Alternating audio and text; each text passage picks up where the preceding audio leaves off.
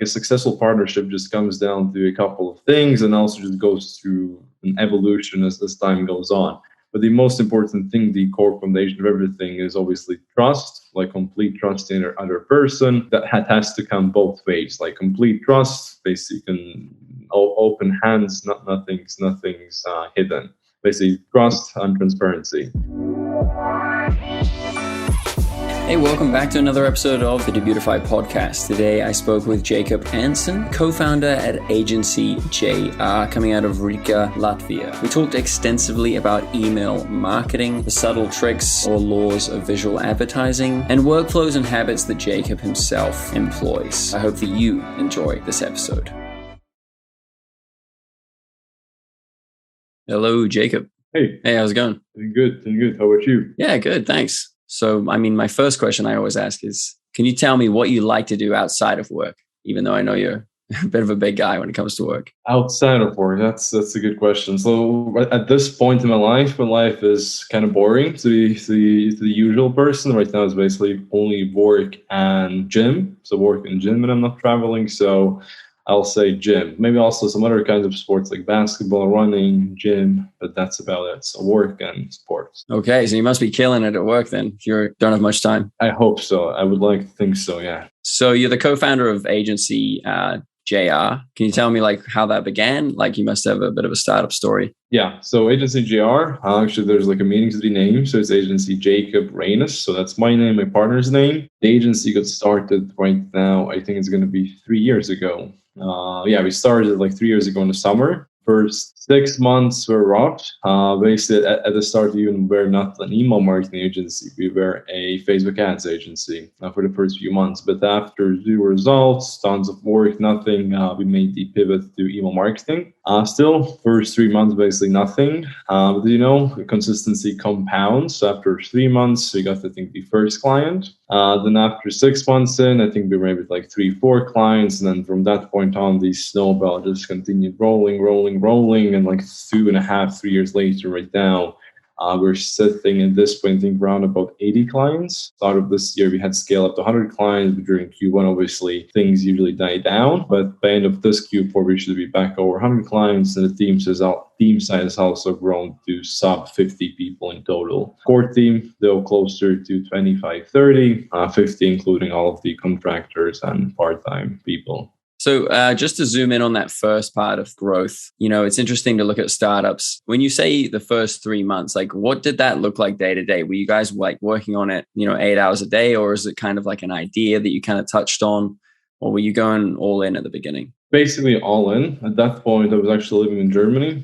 I had the gap year. I had my gap year. I told my parents I'm going to go study after this gap year. In my mind, I knew that can't happen. I don't want to go study. I want to have something on my own. But for the first 3 months, basically, work was all we did. At that point, we did also have 2 other projects we were working on. So agency is only one of them, then 2 other smaller ones. Basically, full focus on work, but also during that time, it was when one of the most important learning for me came that if you focus on only one thing, you'll get much better results than if you focus on 3, 4, or how many things at once. So, yeah. That is a great lesson that I probably should listen to myself. So at that time, did you look up to anybody, even your partner, Rainis? Was there anybody that inspired you, or tell us how this idea came about? In terms of inspiration, maybe the only one which for me got to be kind of familiar with the agency space would be Iman Gaji. I think a lot of agency owners, the newer ones, will know him. But other than that, for me, it was always a personal thing. I didn't, when I was smaller, every day I was dreaming about being my own boss, working for myself. I didn't know how I was going to do it. Obviously, not through email marketing. That wasn't even an option.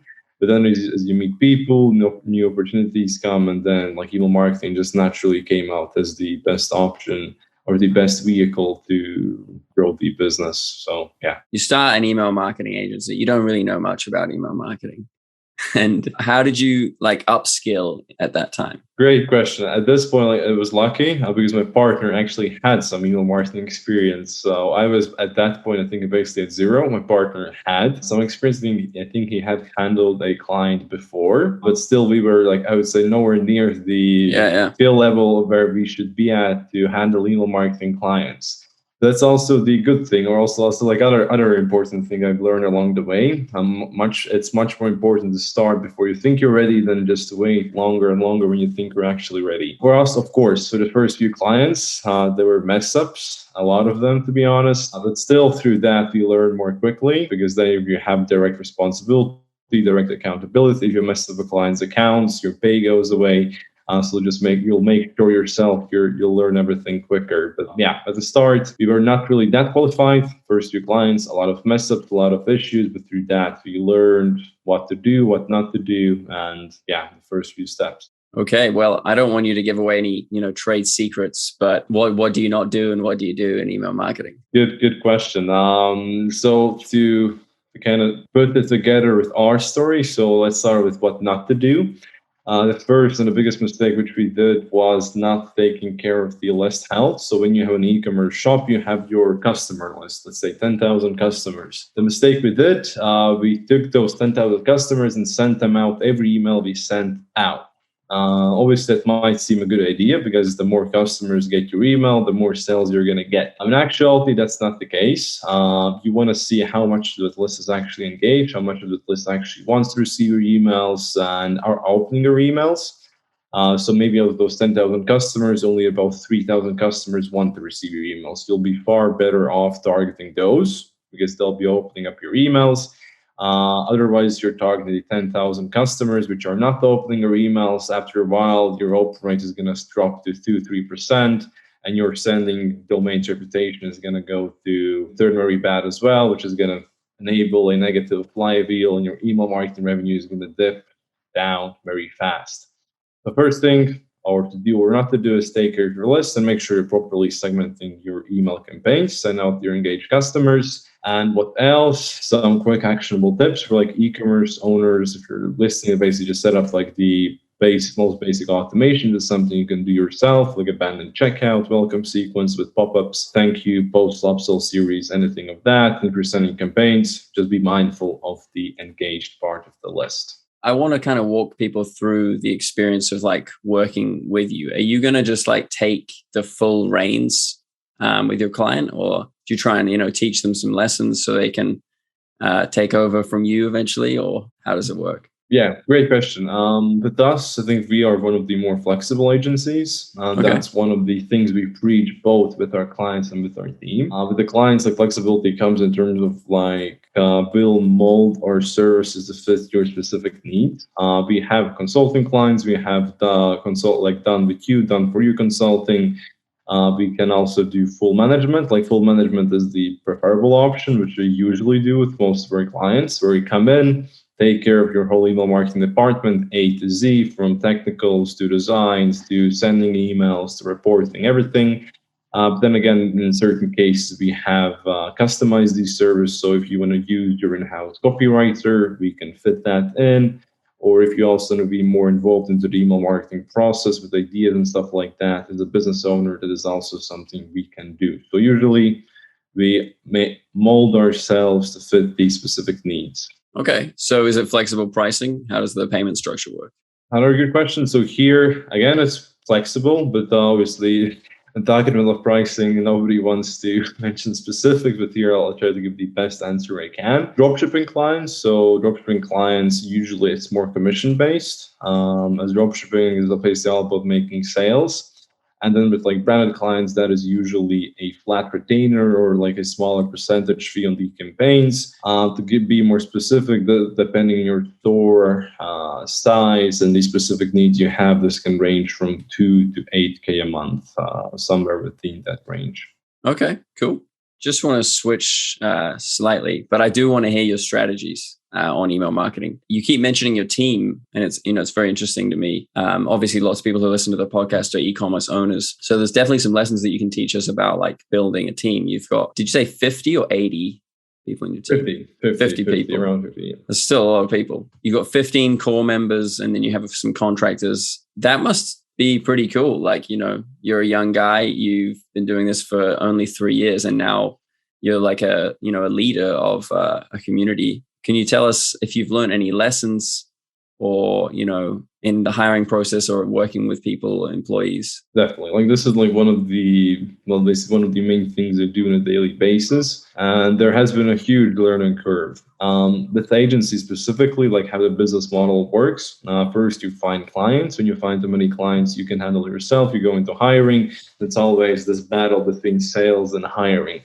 Other business models, maybe it's similar, but always at a certain point, like hiring or building a team is the next sticking point which you need to solve to move forward. For us, that was also the case. In terms of like tips when starting out hiring, the first thing is like, I think the most important thing is like team structure. Figure like what specifically you need, how you're going to structure the team, what positions you specifically need, and then also be very, very specific about what each of those specific positions need to do. A mistake we made, a lot of other people make, is when it's very vague, that we ourselves don't know specifically what we need. We know we need roughly someone, but we don't know down to the specifics what they're going to do. This is going to cause a lot of problems when you onboard them within a team. Maybe the expectations on their side are not clear, and then maybe they can't even do the other things you want them to do. So first thing, think yourself, think about like what specifically do you need, and just make sure you're conveying that very clearly to the hiring prospect as well. Second thing, as I mentioned, like team structure, what kind of positions you need. Here, a very actionable tip. When you're starting out to cut down on costs, it's best to create like for your business like a conveyor system where each position is very specialized. So for example, you have a product manager, you have a copywriter, you have a designer.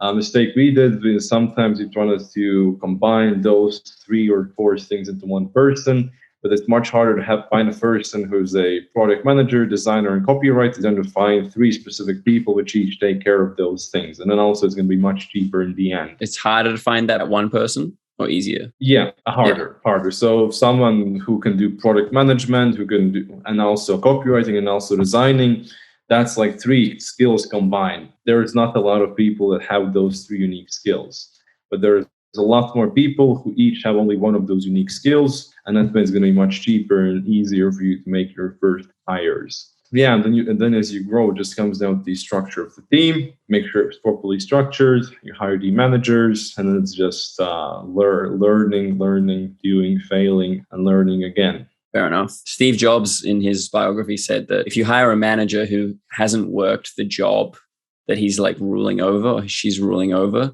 then he's just a bozo. He's just a loser. Have you had that experience? Do you promote the person in the copywriting who's doing really well, who's showing like team leading abilities, or do you bring in like an external manager to be just good at managing? Yeah, so that is important. Like for us, like when we created these team structures, for example, there are the account leaders and the team leader on top of that. Them, the team leader, they have not specifically done the position, but we always make sure that they 100% understand like each and everything the account leader needs to do. So in that case, that is the case, but I fully agree with the quote. So for example, for me and the business partner, we only hire a certain position or ask for help in a certain like business aspect if we ourselves understand what we're looking for, because then we're also able to see like how well that is done if the person is a good fit. So we never hire something where we don't understand what's needed or what needs to be done. But I 100% agree. And right now within the company, I don't think we have like a direct promotion right now, but there is the structure. The team structure is built out so that, for example, the account managers, they can climb up to the account executive position. So there is the climb up ladder for them. But I fully 100% agree with these statements there. Okay, that's cool. Your partner, 3 years together, or has it been longer? Has this been something that you've been jamming for a while? And also, really, my main question is like, what has your relationship developed into after starting this company? Has it been like a cat fight, or has it been good fun? It's been good fun overall. But yeah, it's been basically 3 years of us working together. Right now, we're actually living in the same apartment for the last 2 years, which has definitely helped with productivity. But in terms of this, like I've heard a lot of horror stories in terms of partners and stuff like that. Obviously, all of us have heard. But like a successful partnership just comes down to a couple of things and also just goes through an evolution as time goes on. But the most important thing, the core foundation of everything, is obviously trust, like complete trust in other person. That has to come both ways, like complete trust, basically open hands, nothing's hidden. Basically, trust and transparency. And then for us specifically, like also like a learning curve in terms of like managing a successful partnership was managing the responsibilities within the company. As we started out, as also I've seen with a couple of our friends with partners, when you start out, the responsibilities are often very blurry. Often, like maybe do the same things as the partner, so you're very similar in that way. For us, that was the same thing, but very basically had a very similar case for us as well. As we started out, a lot of the responsibilities were both doing the same things. But as time went on, we basically each divided ourselves into like two separate directions, and also then as time went on, we made sure to split responsibilities clearly. For example, hey, you take 100% responsibility and accountability on this. I take 100% accountability responsibility on this. But then it's much easier to work together. There's less conflict, and then also you don't have to worry about as many things. For us, also it kind of came naturally. He's more of the sales guy, the more energetic, talk to people guy. But I'm not more of the quiet one, more of the analytical, strategic guy. So yeah, that kind of came naturally. Well, that's pretty wicked that you're now, doing podcasts and things like that. Such a growth period for you.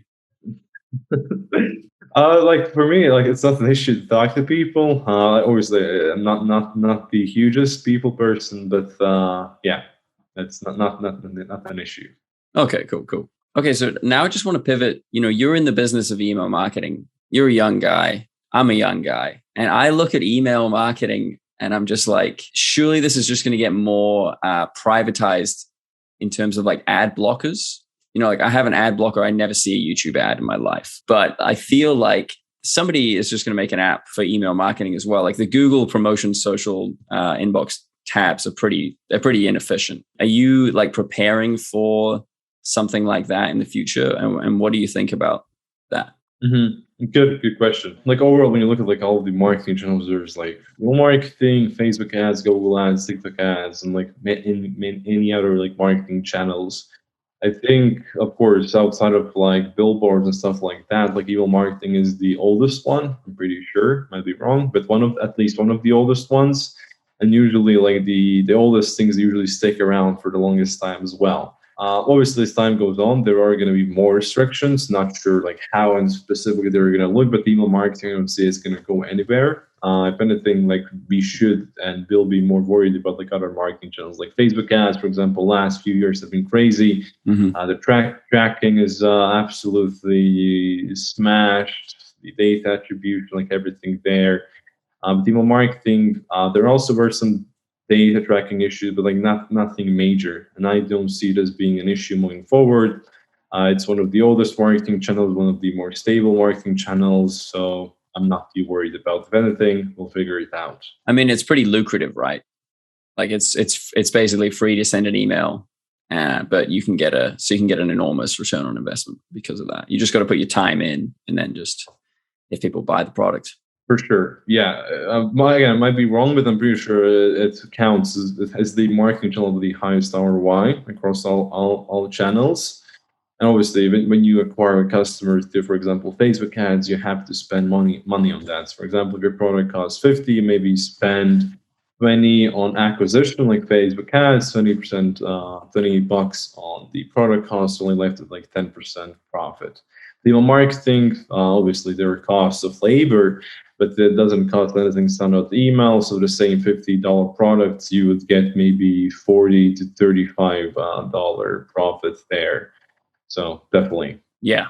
No, I think you're right, is the highest ROI. Okay, so I want you to surprise me now, because I'm like, I need to be convinced of email marketing, because I can understand how it can be done like right, but I don't often see it being done right. Mm-hmm. For example, like I'm a filmmaker, and there's like, 5, maybe 8 camera companies that I like, subscribe to.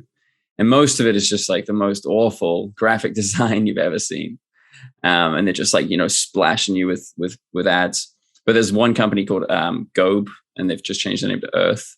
And it's just like sleek, minimal. It's beautiful. They're very like environmentally friendly. And I just resonate with that. So that's like a bias anyway. Like I want to see like the objective, good, convincing email marketing, because most of what I see is kind of just like you're wasting your time, So convince me of the good stuff. Okay. That's interesting to hear. Maybe I'm not gonna convince you. I'm gonna oppose your view in a way. Okay. So like with email marketing, like we have done a lot of testing. Usually, like most of the cases, like the best performing email is actually the ugliest kind of email. It's like the pure text-based email. Like when you, for example, you go into Gmail, you compose an email, it's pure text, nothing else. When we send out those for brands, those usually have the best metrics. So best open rates, best click rates, best revenue, everything. With the open rates, click rates, there is a logical reasoning behind that because the email is lighter, it has better deliverability, a much higher chance of landing in the primary folder. Then as for like revenue numbers and stuff like that, most likely is the shock factor because you don't expect to receive that kind of email from a brand. So you're more likely to read it, more likely to click, and the more clicks you get, the more purchases you get. But then in terms of like design emails, it really depends. Obviously, design is up to a certain point subjective. What's good design, what's bad design, obviously there are certain ways how you can think about that. For us, it just comes down to email structure. The design basically just has to fit the brand design. It has to look natural. The transition from the email over to the brand has to be natural. If the brand has more of like an old school vibe or maybe like an older vibe, we'll just make sure to implement the same kind of structure within the email. So if the customer sees the email, they click on like a link and then go to the website, it seems like a smooth transition. It's not like it doesn't go from pink to black and stuff like that. Concurrency, exactly. Then also just email structure, have the CTA button basically on the first view of the email, so you're able to click it if you're interested. It's basically just giving some small tweaks to make the customer journey a bit easier. So I think hopefully that serves as a good answer to your question. I think it does, because all those camera companies, they just can't help but showing you like images, but they're just not laid out nicely and they take forever to load. So yeah, you're right. The people who email me who, it's 2 sentences and it's simple, I'm like way more interested, and I'm like, okay, maybe there is something here. Yeah, so simple is best when it comes to email. I guess that makes sense. You're kind of leaning into what the medium offers, which is just text first. But basically, yeah. Do you guys do SMS as well? Yes, SMS is the add-on service we have, like for an email marketing primarily agency, but the SMS marketing is also a service we offer and do for existing and new clients. Awesome. Why is it? I guess your partner was just a expert in email first, so or what's the reason why it's an add-on? Is it because email's easier, email's cheaper? Actually, it was only just added recently. So we have scaled our client portfolio and all of our internal systems around email marketing. I think start of this year, we just added an SMS marketing. So it's going to be an add-on service. Maybe later down the line, we also might position as one of the main service, so email and SMS. But right now, we're primarily going email first. And if you don't have your SMS marketing, we can also put that on additionally. But other than that, no other reason. Basically, everything before that was built down email. Right now, we just have introduced SMS marketing. Maybe later down the road, we also might offer it as the main service as well. Have you got the kinds of SMS, back and forth that I sometimes see? Like, you don't always see this with brands, but it's really nice when you can reply to a brand because you're really fostering like an actual conversation. But you don't usually do that on an email marketing. I'm not sure if you guys do. Like, it's usually Connor at no reply, and then it's just an ad. So SMS is really nice in that way. For sure, yeah. But what you're talking about, those are custom campaign flows or flows. Yeah. As the platforms name them. Yeah, that is a pretty recent feature. At least SMS platforms have been pushing that feature more frequently in the recent months or past year or so. But that is definitely a very powerful thing to do. Maybe to explain to the listeners, so somebody who has not received, like me personally, I live in Europe, so maybe the SMS market is not as popular here, so I have not personally received something like that. We have sent it out for clients. It's when you send out an SMS message, like the brand sends you an SMS message which asks you to reply to the message with something, or basically ask for like product recommendations. Then you're going to get automatic responses, maybe like a discount, or maybe like a product recommendation, or even you can also get connected like a customer support rep and talk to the brand directly through SMS messages, which is a very powerful thing to do. Yeah, absolutely. I mean, it can even go so far as like, do you want to order this thing? And they just go, yeah, put my address in. Yeah, there are also crazy. like help desk apps which are like pushing this feature. Like I think Gorgeous was one of them. I remember basically where they are turning like customer support into like a revenue driving channel, where you can also like all of your customer support reps can get attribute like driven revenue for like the tickets they're solving and stuff like that, which is also very interesting to explore. Yeah, it is interesting. I'm very keen to see, all these little divisions that we have to kind of like replicate the in-store experience, because that's like essentially what that SMS thing is doing. It's trying to be like the nice guy who you meet in the shop. Maybe, I don't know, VR or something will come in next. VR. Yeah, actually, yeah, VR. Like there are, I think, I'm pretty sure there was like a makeup brand which offered something like it's augmented reality or VR, where you can like they have like an app or like a feature in a website where you can try on their lipstick or something like that. Oh yeah, yeah. You probably have seen AR Spark. They're like a Shopify plugin. AR Spark. I don't think that doesn't ring a bell. But there was a like a makeup brand, like a big makeup brand, which had like a feature like that on their website. So maybe through that. I think I want to circle back to you as a founder, because that's like quite impressive. Walk us through like a day in the life of being, where you are now. Yeah. At this point, basically right now, I came back home from like a traveling heavy time period. So right now I'm basically trying to get back into the usual schedule. But the usual schedule basically would be something like wake up around 7, 8 a.m. Usually straight to work. Basically no breakfast, like no, like my time is basically wake up, get ready for the day, straight to work. Then usually just work until like noon, 1 p.m. Here, an important principle which I have implemented a while ago, which has really helped, is basically no meetings until basically for the first half of the day. Basically, that's where you get all the focus work done, all the most important work. So a strict no meeting rule until 12 or 1 p.m. that just allows you to focus. You don't have to wait on any calls and prepare for anything like that. Lunch, then it goes usually into meetings from like 2 p.m. to the late evening and some like light miscellaneous work. Then it's usually gym in the evening, home, repeat. Okay. I like the idea of no meetings in the morning. That's a good one. I seen some other people preach it right now. I don't think I've stolen the idea from anyone. I just implemented it myself, but I've seen like people come out and preach the same idea on Twitter or whatever. But yeah, it's definitely been very, very helpful. I highly recommend that. Yeah, I would love to try it. Unfortunately, I'm interviewing people all over the world, so sometimes it's 5 a.m. just because it's 5 a.m. 5 a.m. Okay. But I mean, it's fun. You meet some cool people. Okay, so one last thing. Can you please tell us about your email marketing strategies for Q4? Yeah, absolutely. Q4 in the e-commerce space obviously is where all of the profit is made, or mostly all of it. With email marketing, like last 2 years, we have absolutely been crushing it in Q4. So you can definitely share some insights, some tips. You can set up for your online stores to make sure you generate the most amount of revenue and profit through the email marketing channel. So what we usually do, obviously Black Friday is going to be end of November. We usually start, if you're sending out campaigns, you usually do like warm up and re-engagement periods for the list. So first we try to re-engage as much of the list as possible, like all of these non-engaged customers. We try to lightly reach out to them to see if they maybe want to start receiving our emails right now. So like a re-engagement campaign, target those. Then the next thing is you'd want to warm up your list. So then once you have re-engaged your list, then really cut down on the setting segments and really just hone in on the engaged customers to bump up your open rates and bump up your deliverability for Q4, and that's going to be important. During those 2 weeks, everybody is sending out thousands of and millions of emails.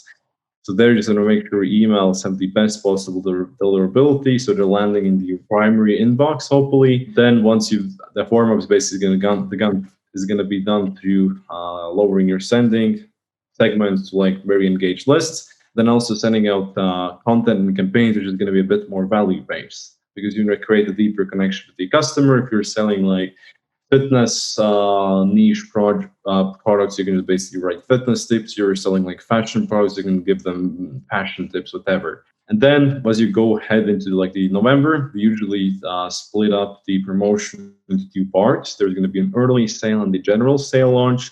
For the early sale launch, we actually create a specific pop-up, a specific list for people that want to get early access. We promote that through email. We also have our clients promote through paid ads. So we generate a completely new list of leads which actually want to be in on our Q4 offers. Then we have special promotions for those which go out slightly earlier. And then we have the general few Black Friday product sale launches there. What I recommend is basically have the whole 2 weeks filled out with emails, basically Black Week and Cyber Monday week.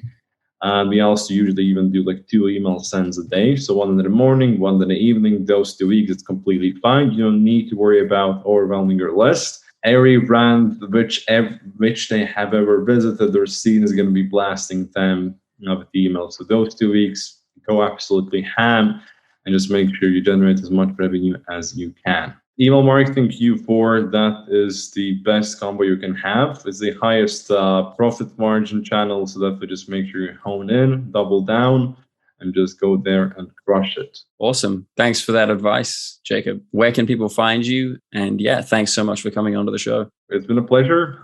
In terms of the agency, it's AgencyJR.com. So AgencyJacobRainus.com. So JR.com. There you can check out the work, see if you want to work with us, and also schedule a call to see if we can help. And thank you, Connor. It's been a pleasure being here. Thanks again, Jacob. Thanks so much for listening to another episode of Debutify Podcast. If you want to be part of the show, just email us podcast@debutify.com or head over to debutify.com to learn more. Have a great day and good luck with everything.